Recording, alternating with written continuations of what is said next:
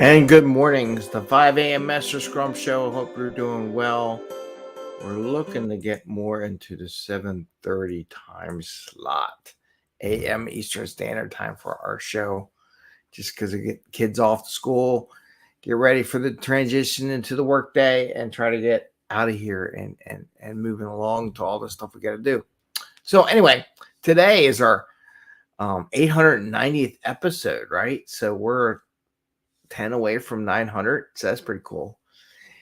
Today, I want to talk about, I mentioned yesterday about what I observed differently in the happiness factor in the Philadelphia Phillies in their 2022 run. And I'm going to give you 5 things that I observe, and I'm thinking this is what I'm seeing. I don't have any direct verification, but just 5 things that I see them making them into the performing team that they are today, in spite of major problems like switching the coach out in the beginning of the year, losing their, Bryce Harper, their big power hitter, for a good chunk of the season, and everybody was like, "Is it doomed? Is he going to come back? What's the plan?" So I want to talk about even despite those major hurdles that this team had to overcome, how they seem to be very happy, not just because they're winning, but why are they happy and what are they doing to get there? So we'll talk about that. And this is the 5 a.m. message, and I promise it's the last Philly thing that we do. I have my little Philly cap, got my little Phillies. This will be the last one we do. Though, if we win this, well, when we win the World Series positive, right? There'll be a little celebration. So we'll go with that. Anyway, so what do we do in the 5 a.m. Mester Scrum Show? We talk about Scrum and Agile in a way that's practical and tactical so that you can bring value to your customer, not work crazy hours to bring that value to the customer, and to get home to family and friends and have some fun. So we're going to talk a little fun, little happiness section on this episode. And then we're going to get back into the details of Scrum and Agile and the technical stuff and the tactical stuff that people seem to really appreciate or want to hear. So the happiness thing, why am I talking about this? So there's 5 things I observe. So if you're reflecting as a coach and a fan of the Phillies, what's going on this year? They had 2 major problems that creeped up and could have destroyed most teams, to be honest with you. I mean, just devastated. One, they had changed the coach. So the manager got changed out earlier in the year. And then Bryce Harper broke his hand, right? And he was out for, I think, 2 months almost, pretty close to 2 months. And it's like, what's going to happen when he comes back? Are they going to do it? And a couple of things I saw evolve on the team, the attitude, they didn't let that take them down. One was the coach. First they got together, and then with Bryce Harper. So I want to talk about the 5 things that I think I see in the team to build this high-performing, happy team, right? So, one, they're not letting themselves get down on bad events. So they're not dwelling on the negativity, the failures. Even when someone on their team fails, they're not jumping on the person saying you did terrible.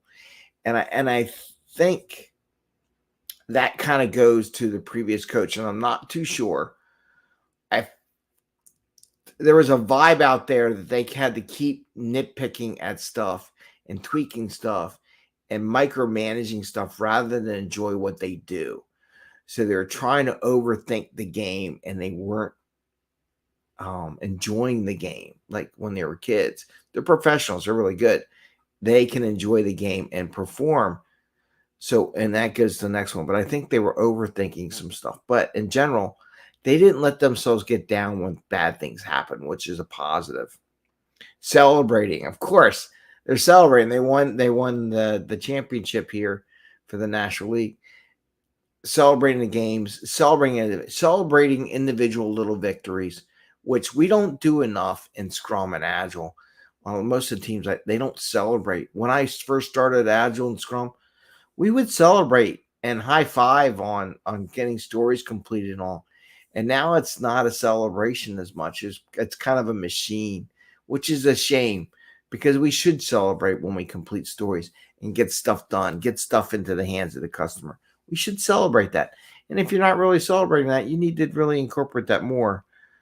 Bonding as a team, I think they bonded as a team more and became closer in their thought process and how they operate.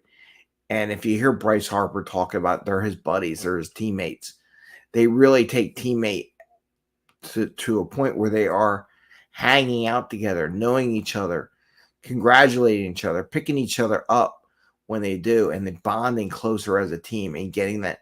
It's not like you're over here, you're over there, but they're all gravitating towards that event.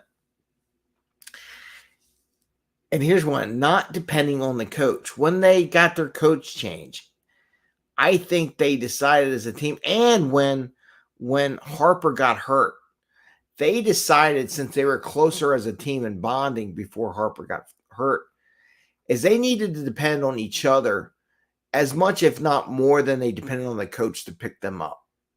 And I think that was one thing during this season that they did. So in a scrum team, it's not about the scrum master getting them all pumped up. It's about them getting each other all pumped up for what they're doing. And the scrum master's job is to allow that and feed that event to happen. So it's not depending on the scrum master, but they learn to bond together, depend on each other, and operate independently. Still, you need a coach. You need a manager, because they can see things and do a lot of stuff that the team might not do. Do some analytics, understand what the best opportunities are. But the team depends on each other and pumps each other. They grew closer, and they learn not to depend so much on the coach, which I think is key and why their productivity is high. And the fifth one is the goal. If you're listening to Bryce Harper when he did his conversation, the goal was the World Series. The ultimate goal was like your sprint goal. What's the goal? And each game is one day at a time. It's not like, what are we going to do when we meet this team? No, it's about tonight we have this. We have to do this. We have to understand what our competition does, where we need to hit, what's possible, and talk it out and plan for each day, each iteration of each game, into the final goal of getting to the World Series and winning the World Series. That's their goal. So they have a vision that they're going for. They're taking one game at a time and playing the best and taking advantage of where they can.